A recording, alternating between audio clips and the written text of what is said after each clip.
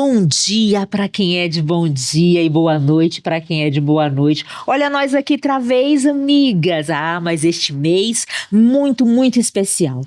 Todos os dias que a gente vem para cá é com muita alegria, com uma felicidade, com a certeza do exercício feito, pleno. Mas esse mês de novembro tá muito especial. Olha, aqui a gente já falou da comunidade, a gente já falou da beleza e agora, para encerrar com chave de ouro, nós vamos falar sobre espiritualidade, porque certo é que nada de mim seria se não fosse por amor. E é o amor, é a fé que nos move. Todos os povos é ali que a gente se encontra, nas nossas expressões, nos nossos rituais, em tudo aquilo que a gente faz que é bom, que é toda a comunhão de amor que a gente está nessa existência. Porque se eu tivesse vindo para cá, para este mundo, para eu não poder ter algo a mais, para que serviria essa passagem, não é? Não. Aqui a gente vem com a coisa toda pronta. E por isso nós estamos de volta, queridas amigas, e eu, Helena Travassos, hoje com meus óculos verdes, o meu Black Power loiro e um vestido assim cor de pêssego. Estou bem rosadinha e na presença maravilhosa, gente, eu já estou apaixonada, encantada, mas eu vou dividir com vocês porque hoje é meu dia de boazinha. Seja muito bem-vinda, mãe Dedé. E por gentileza, nos diga, quem é a senhora? Boa tarde. Me chamo Eglantine, mais conhecida como Dedé. Hoje, mãe de santo do terreiro de Iemanjá. Estou vestida com um casaquinho creme, quase azulado, estampadinho, com umas rendas amarelas. Sou formada em técnica de enfermagem, filha de pretos quilombolas e neta de negros escravos trazidos da África. Tenho a minha ancestralidade muito viva, estou nativa até hoje dentro do terreiro de Iemanjá, cumprindo missão dada por voduns, orixás e encantados, porque na realidade nós somos místicos. Sim. Principalmente nós que temos nossos antepassados, nossos ancestrais, hoje falados, originários da África, e muitos também ameríndios. Quando chegaram aqui em São Luís, se encontraram os ameríndios que se denominaram, né, tambor de mina. Então, todos se agregaram dentro de um só propósito, de uma só fé, de uma só crença.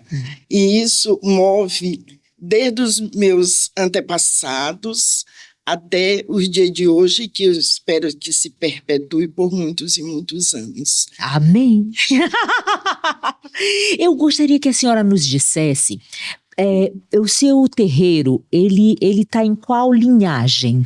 E quando a senhora diz que nós somos ameríndios e que nós chegamos a mina, ela é uma manifestação maranhense? O meu terreiro fica no Monte Castelo, distrito também quilombola, aquela liberdade toda, Monte Castelo, Camboa. Terreiro de Abemanjá. Quando eu digo tambor de mina, são os povos vindos da África até o Brasil e se agregando. Quando vieram os voduns, se juntaram aos ameríndios, que aqui já existiam, e para comungar se encontrou com a religiosidade, que é a de matriz africana, e também a católica. Porque dentro das casas de culto, tanto faz passado como hoje, nós congregamos o catolicismo conosco. Como? Quando nós temos uma entidade, agora você falou em São João. Isso. São João é um santo que agrega uma das entidades do tambor de Minas, que é D. João. Então, nós agregamos a esta santidade, a este santo. Aí nós congregamos e fazemos um grande tambor denominado tambor de Minas. Dentro de uma casa de culto africano, existe tantas coisas. Existe a psicologia, existe a psiquiatria, porque a gente trata também de pessoas que vêm de outros locais com a mente confusa. Sempre vai a um terreiro quando não encontra cura em outro local. Vai o terreiro e nós conseguimos conciliar. O que é conseguir conciliar? É dizer que está desestruturado por falta de equilíbrio de entidades que estão ali, que a gente diz que são entidades que estão querendo e tem o subconsciente daquela pessoa que não quer. Então, nós conciliamos dentro do terreiro. Por isso é que eu digo que nós somos psicólogos, psiquiatras, médicos, cozinheiras, conselheiros, tudo dentro do tambor, tudo dentro de uma casa de mina. Nós também fazemos benefícios assim. Vamos arrecadar. Isso tudo é em comunhão. Porque quem tem a sabedoria sempre procura enxergar além para poder fazer o bem. Sim. Vamos arrecadar roupas, vamos fazer mutirões. Isso tudo agrega dentro de um terreiro, de bem com a comunidade. Porque um terreiro, ele não se faz só com o pai de santo. Ele tem que ter os filhos de santo e tem que ter a comunidade junto com ele, para poder ter um êxito e se elevar perante a sociedade. Porque você sabe, a sociedade é bastante cruel, principalmente com os povos de matriz africana. É uma verdade que a senhora coloca, e eu já tenho essa percepção de bastante tempo. Primeiro que, em geral, as mulheres, elas estão muito presentes, né? Elas estão muito ativas. E não tão somente ali no salão de baile. Elas estão com essa estruturação. A gente tem aqui em São Luís a Casa das Minas, né? Lá tem um painel que toda vez que eu vou naquela casa, eu me pego pensando, gente, como elas conseguiram manter uma casa no centro comercial do Maranhão, não é que era aquele período em São Luís. Elas ali, claro, criaram todas as suas famílias juntas, porque eu lhe falo em virtude de eu ser uma filha de uma dessas comunidades. Então, eu apesar de eu ter estado pouco tempo ali, mas essa primeira infância que eu vivi, eu lembro muito que a minha avó, as suas companheiras, então elas nos tratam todos como os netos, a gente passa a ser uma família só dentro daquela casa, não é? Então, os filhos de um são filhos de todos, então... Sobrinhos, netos. Exato. Nós somos uma família só ali, agregada. E essa é uma ação muito forte do próprio feminino. Esse feminino que gera e agrega, que sustenta. E, de fato, é muito importante a senhora dizer, eu tinha até anotado aqui para lhe trazer enquanto uma pergunta, dessa importância do terreiro dentro da comunidade, né? Essa questão que, quando a gente pensa na espiritualidade, na religiosidade, ela é muito além do exercício que é feito das orações e dos rituais. A presença é muito firme dentro, e não estou falando aqui tão somente do culto afro, eu não consigo perceber hoje tanto, mas quando eu era adolescente, que aí eu estive mais na igreja católica nesse período, existia uma igreja católica que era muito mais reacionária, que era uma igreja católica que ela tratava muito desse agro, dessa divisão rural, divisão de terras. Até as músicas que se cantavam na época se tratavam dessas divisões. E eu me lembro disso, de quando criança, que as pessoas iam nas portas pedir o auxílio, a ajuda para as festas. E realmente é isso. E eu fico muito intrigada quando a senhora coloca que aí sim desse atendimento espiritual, desse atendimento que vai nos colocar o juízo no lugar. Deixa eu resumir aqui, que é claro, não é só isso. Mas esse fazer, né? Eu me lembro que minha avó, a minha casa, era muito visitada, porque toda criança que nasceu ali na Madre Deus, na minha época, foi banhada no primeiro banho pela minha avó. E todas as doenças que as crianças tinham, ela ia lá e ela benzia, né? Então, como é essa questão desse repasse, né? Hoje em dia, as novas, como é que é agora essa sustentação? Olha, nunca deixou de existir. Uhum. Deixou de existir pessoas que quisessem, porque é um repasse muito importante, é uma decisão muito importante, é uma espiritualidade que você já nasceu com um dom. Isso eu digo que nem todo mundo tem um dom, porque todo mundo Sim. mas os dons são para poucos. Mas ainda existe hoje, que muita gente chamava curandeiras e benzedeiras. Ainda existe. Bem poucos, mas ainda existe. A realidade hoje é totalmente diferente do que a minha realidade lá atrás, do que a sua realidade lá atrás. Aquelas mulheres analfabetas, cozinheiras, que upa horta, passadeiras, que tinham a sabedoria infinita.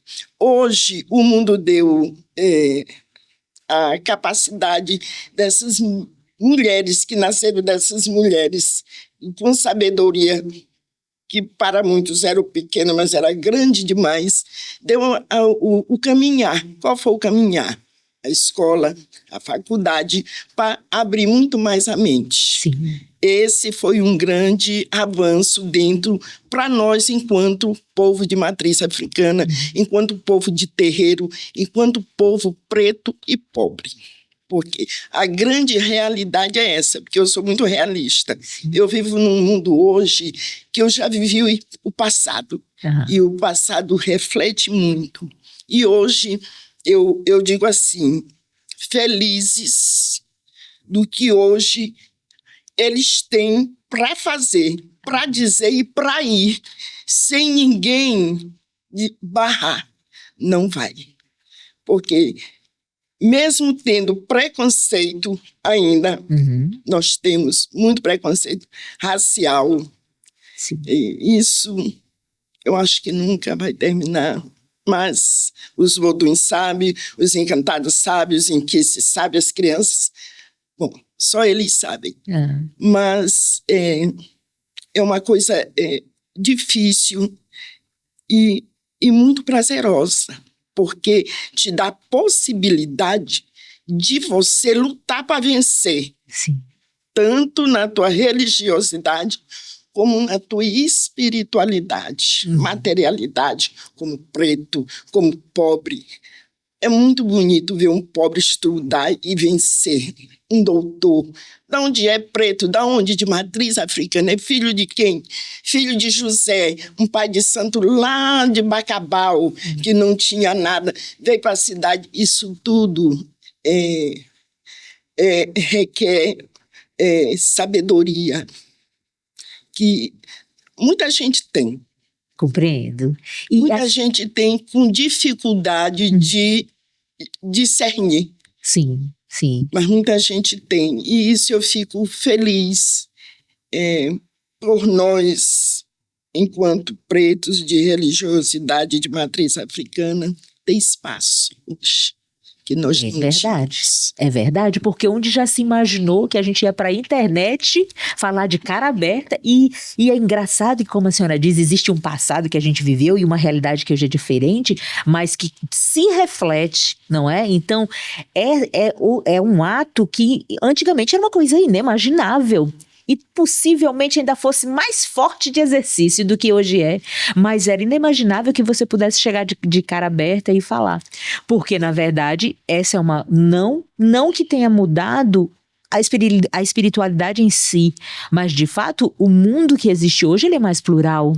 E essa sua colocação, de novo, ela vem para essa bancada, que é a fala da educação. A senhora acredita que a gente já falou aqui sobre os mais diversos assuntos, já falamos de coisas assim totalmente diversas, mas sempre essa questão é citada, da importância da gente aprender, da importância da gente ocupar lugares, a gente ocupar espaços. E que hoje existem essas possibilidades, mais até do que existiu antigamente, que tem essa obrigação de serem assumidas e elas virem e a gente tomar posse de fato disso. Eu acho isso sensacional que a senhora tenha essa preocupação e que a senhora traga essa colocação para a bancada, porque para ficar aqui para os jovens, para os adultos, porque não existe nenhuma privação de aprender, não existe nenhum travamento, não é não? Todo instante é. Agora, senhora, eu quero lhe dizer uma coisa que em aprender, muito novo na minha existência, porque eu achava antes que a mina só era o manifesto dos caboclos, né? Aí a senhora começou falando o que eu acho que me veio essa reflexão, me veio essa informação há coisa de 1 ano ou 2 atrás, que na verdade não está fechado, não está limitado, que independente das linguagens, né, das linhagens, mas a gente está nessa intersecção, não é? Que não tem um fechamento. Mas antigamente eu tinha esse pensamento. E aí eu gostaria que a senhora falasse para as nossas ouvintes, e eu também, em que fato consiste? Qual é o diferencial da mina?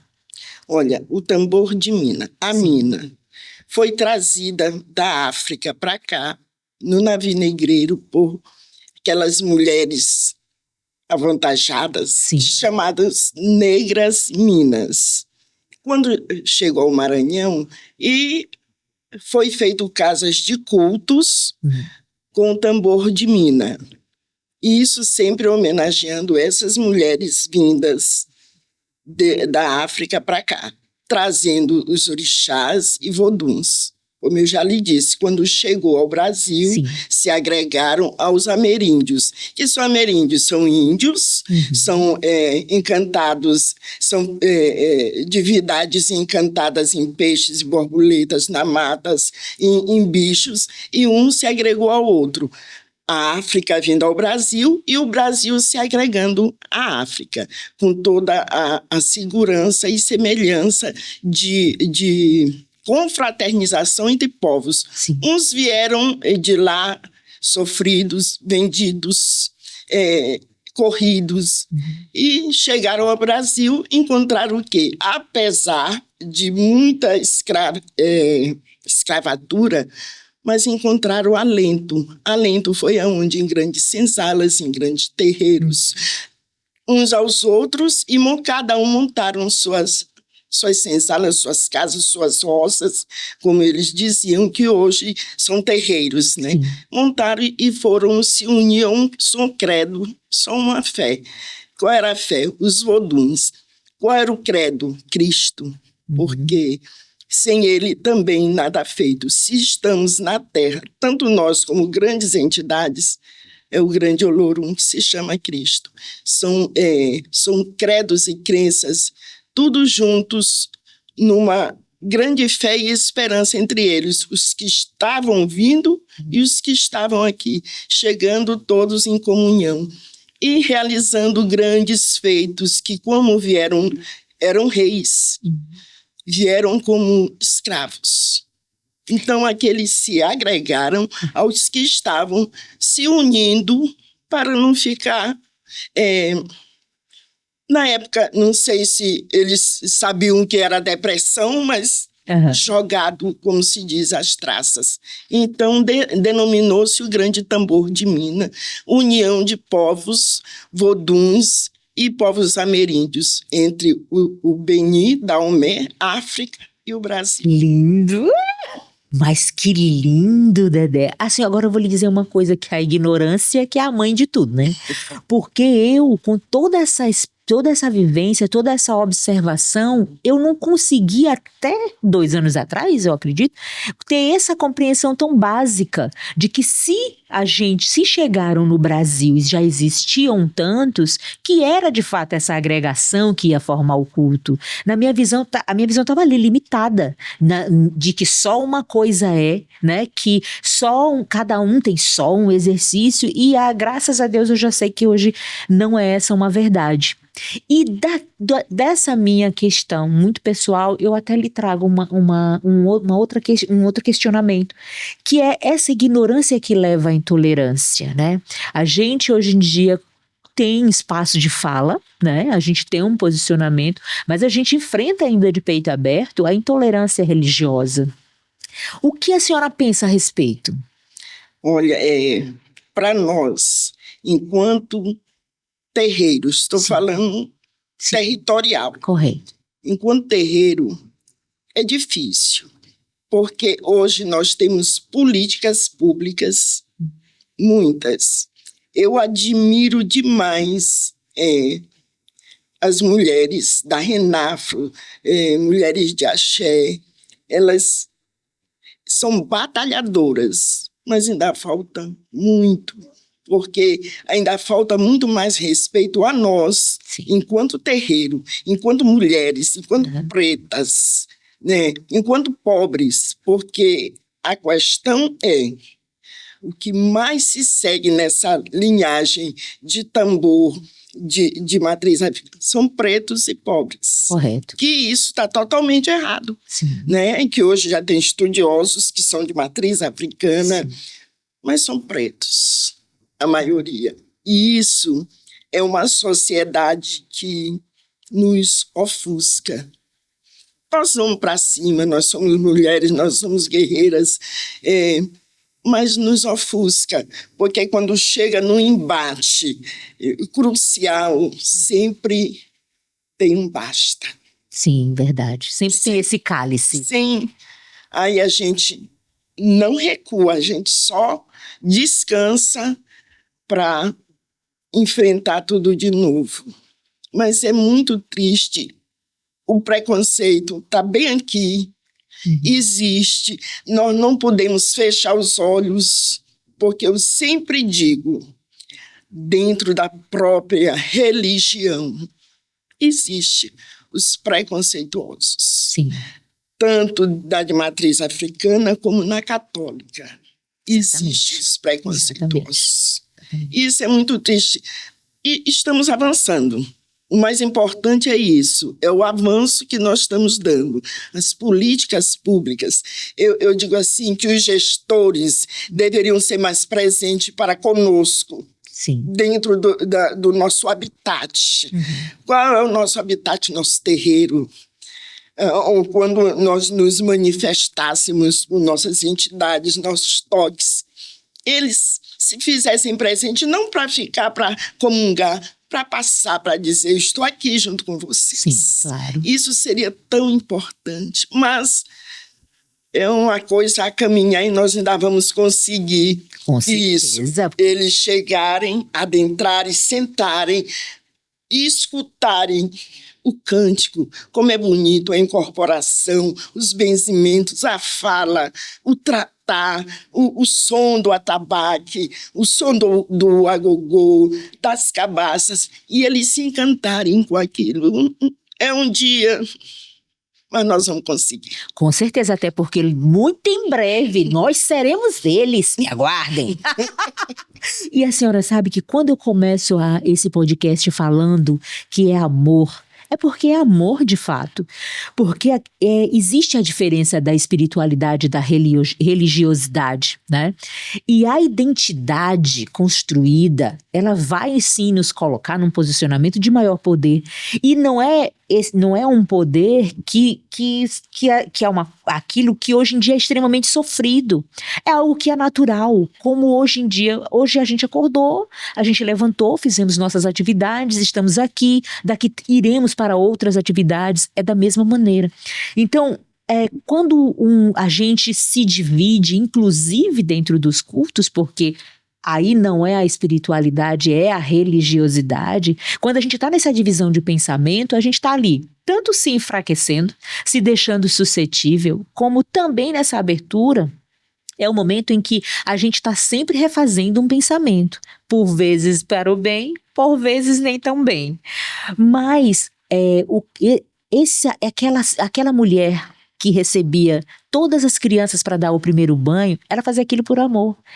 Que no caso é o que eu via minha avó fazer. Quando eu ia nas festas, né, do terreiro, que eu ficava ali na cozinha como criança, tinha as redinhas pra gente deitar, eram 3, 4 dias que se distribuía comida para quem chegasse. E não tinha classificação de quem estava ali, porque estava sujo.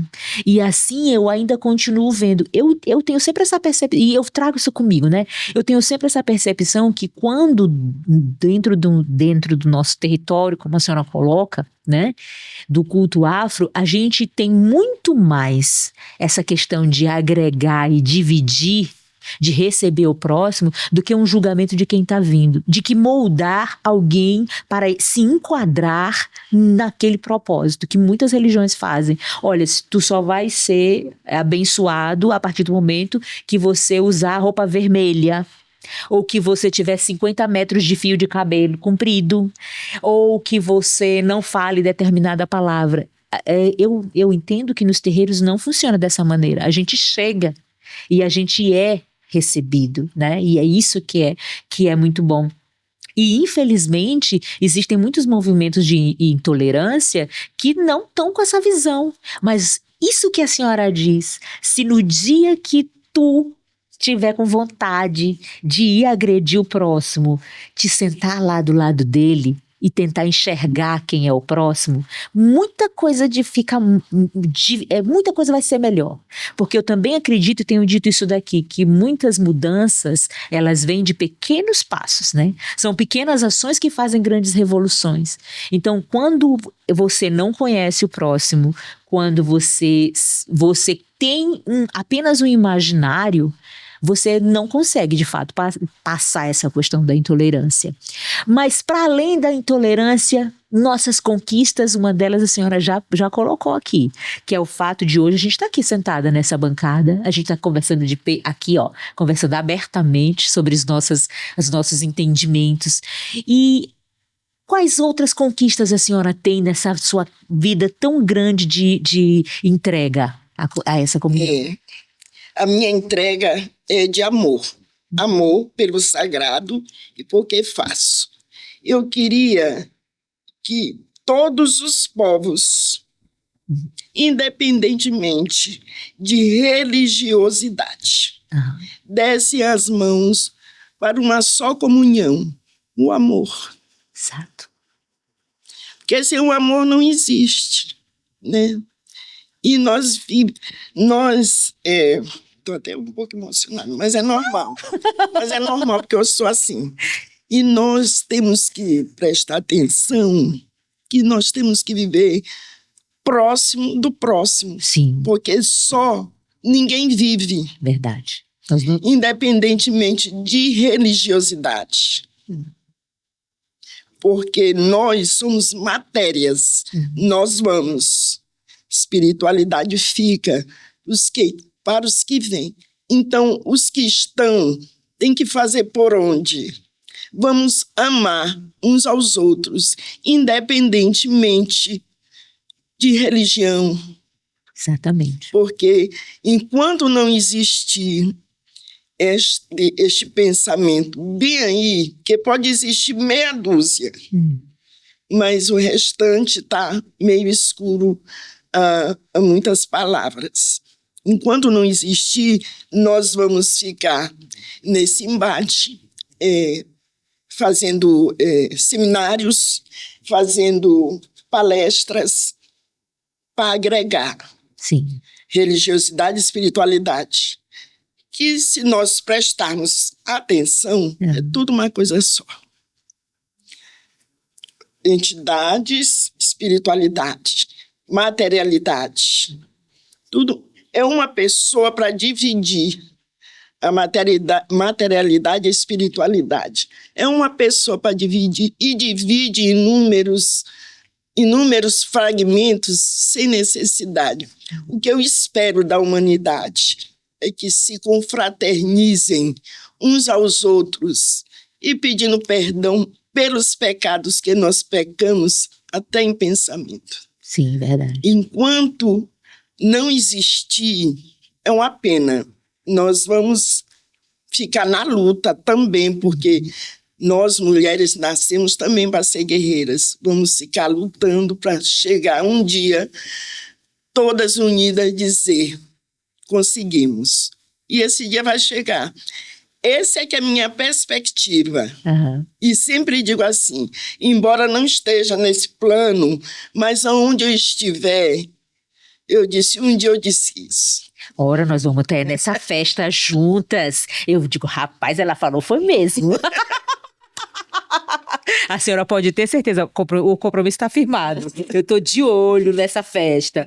E é isso mesmo, eu fico muito contente, muito feliz com essa sua colocação, porque é de uma importância extraordinária a gente ter essa compreensão de que a gente tem que se compreender, a gente tem que procurar se unificar, não é? Que já tá bom de tanta exclusão, já tá bom de tanta repartição, que agora o mais importante de toda a nossa conversação é a gente conseguir ter o mesmo diálogo, a gente ter E engraçado é que a gente tem falado isso, não é? Que isso não é novo, que de quanto tempo a gente tem essa ansiedade de ser só um, de quanto tempo a gente tem essa vontade de estar junto do outro, de quanto tempo a gente quer compreender. Só que sempre chega um momento em que alguém quer se sobrepor a outro e aí vai por água e a caminhada começa. Agora, uma coisa é verdade, de fato ela não cessa, porque por mais que a gente dê 2 passos para trás para dar 1 para frente,